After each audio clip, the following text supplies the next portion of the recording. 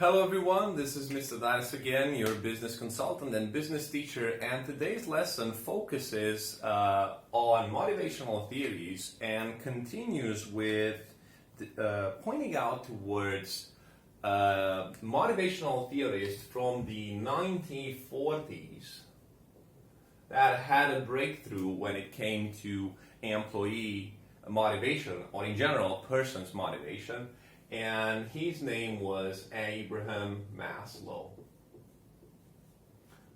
And what he came up with, the concept he came up with, was actually called, or is actually called, Maslow's hierarchy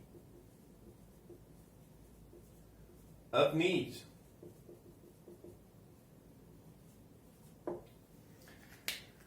What he came to observe is that motivation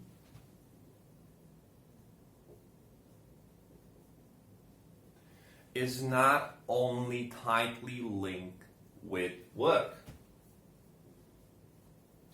And when I say work, I mean what's happening at work, from payment to conditions to schedule. So anything you can think of work, it's not only our working life that actually impacts what has to do with motivation. In fact, the concept of motivation is tightly linked, in his opinion, towards our needs. Okay? And these have to do also what's happening outside of working life.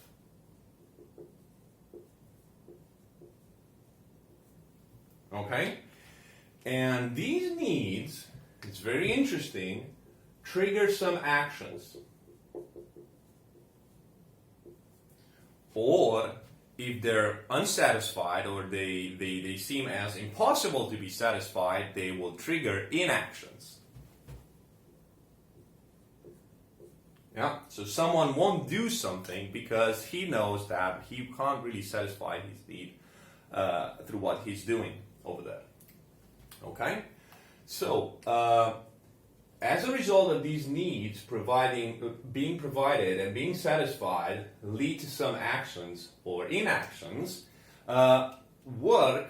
if what we do at our working place, throughout our job, throughout our input, sweat, effort, if work will help us satisfy all, or if not all, most, okay, of our needs, and we get to see this happening, then there is no way that we will not be productive, efficient, satisfied, loyal to that company or that employer. And motivated, of course.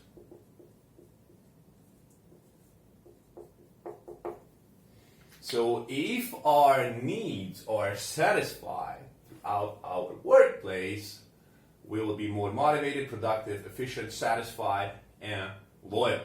Okay? But these needs, although they're satisfied by what we do with our work, they also impact the outside world that we live in, which is outside of work. So now let's discuss about the hierarchy that he has painted.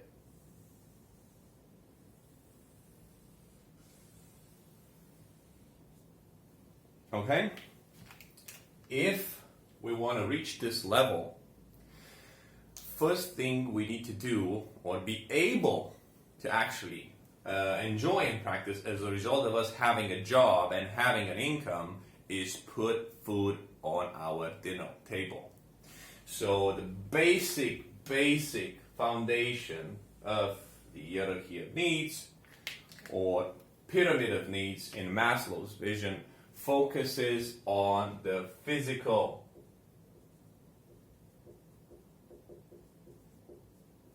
needs that we need to satisfy.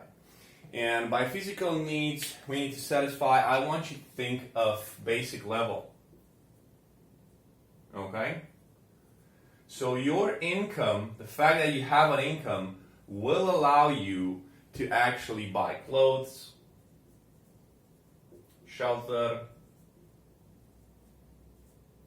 water, food. Okay?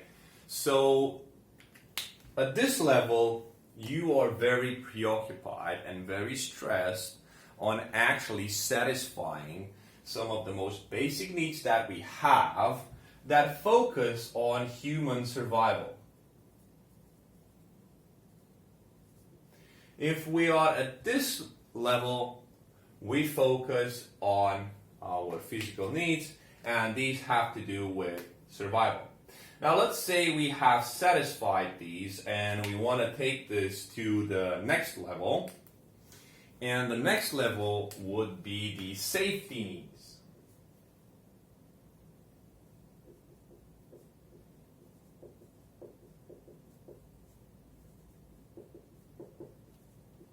Okay.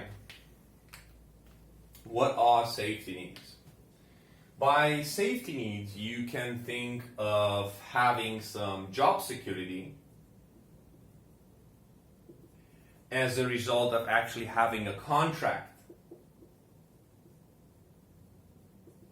of employment. Yeah. Health and safety.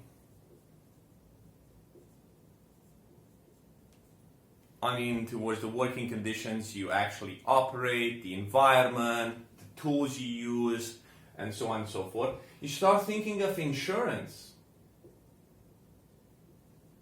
You start thinking of savings. My God, this is a huge jump.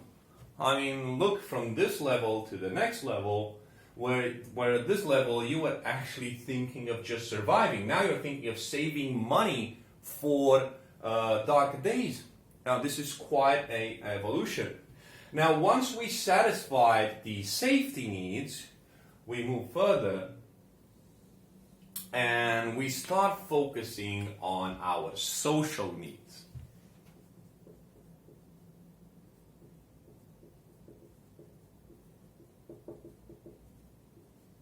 As you can see, this really backs up the initial observation that we focus on the working environment allowing us to satisfy all these needs, but in fact our needs are, many of them could be outside the working environment itself. So coming back to social needs over here, these have to do with a very important feeling for each and every one of us, and this is the feeling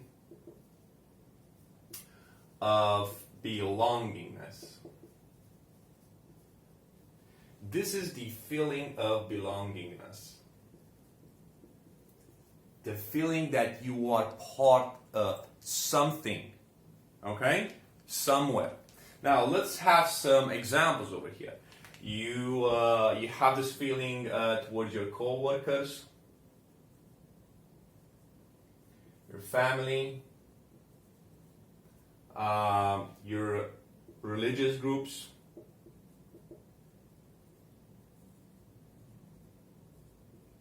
it can be the sports teams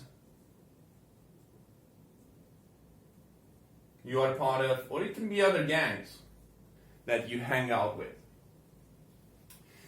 So the fact that you belong there, you have the same religion, you practice the same sports, those people rely on you, they care for you over there. So these are actually what social needs are. We all have this feeling of belonging, some. Okay?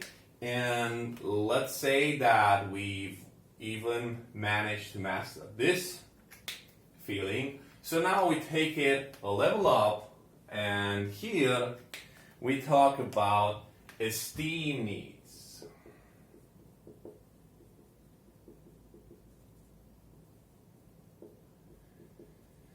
Okay, well, when we reach this level, we have to be very careful because these esteem needs actually focus on the idea that we all have this desire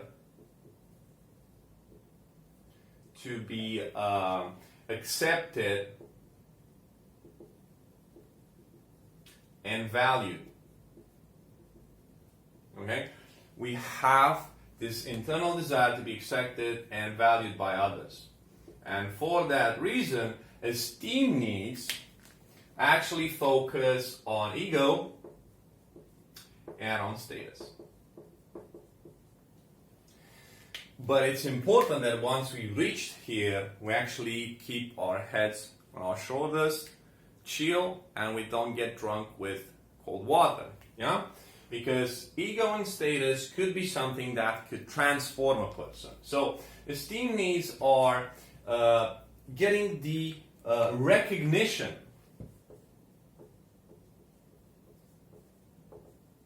getting the respect, yeah, getting the recognition, the respect, and receiving importance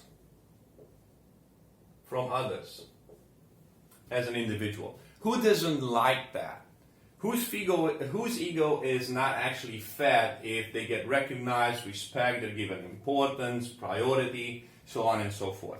So this is what we should understand through satisfying our esteem needs.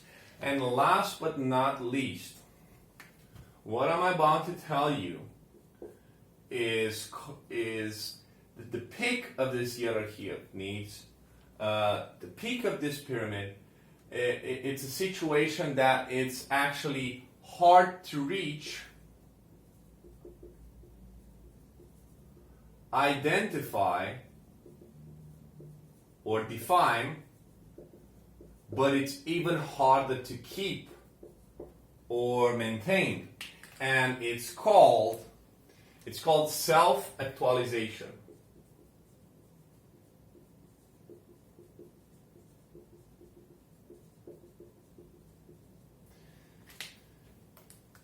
Once you reach self-actualization, I would always say that in Maslow's view, but even in my view, you are a very lucky person, because this means that you are happy, pleased, enriched by what you are actually doing, learning,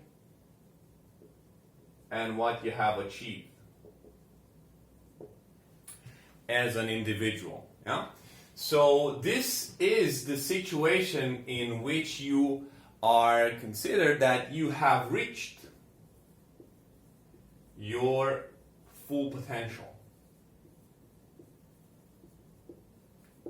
Now, how many of us get to be so lucky to actually climb on top of this hierarchy of needs and actually could focus on reaching the self-actualization state? There are so many people out there that don't even know what satisfies them, what makes them tick, what do they want to do with their lives, what do they want to achieve, okay?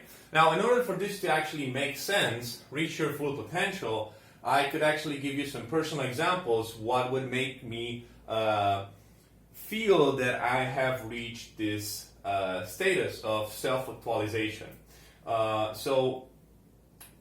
Me being a let's say a good football and tennis player, an ideal father and husband, a managing partner at one of the companies that I work with, if not all of them that I work with, and master at least five languages. So this would be something for me that actually would help me define which is my self-actualization status, to be honest. Yeah? So these being said, I would like to underline that although vast majority of materials out there focus on the fact that we keep on jumping and make progress, and we try to get as close as possible to self-actualization, there is also and I cannot stress this enough, there is also the possibility of reversion.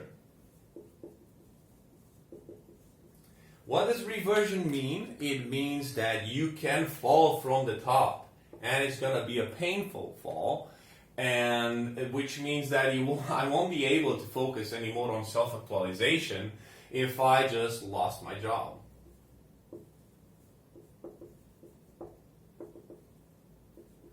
This means I lost my income, I lost my stability, and most probably now, instead of focusing what others think of me and the importance they gave me within the company, and the fact that I want to be the best tennis player out there and master 5 languages, I'm now going to be focusing back, most probably, on making sure that the physical needs are checked.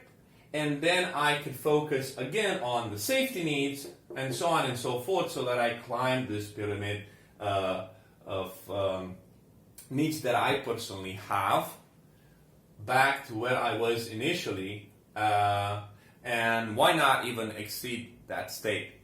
So this being said, according to Maslow's view, the satisfaction that we get from work and how our work life impact the level at which we are capable to satisfy our needs, and these needs are mostly outside the working environment, will determine in the end how motivated, how productive, how efficient, how satisfied we are as an individual, and how loyal we're going to be towards that employer, because we each have our pyramid of needs that we want to climb and aim for self-actualization. Thank you for watching this video, and don't forget, if you have any business queries, just drop me a line and I'll help you pull it through.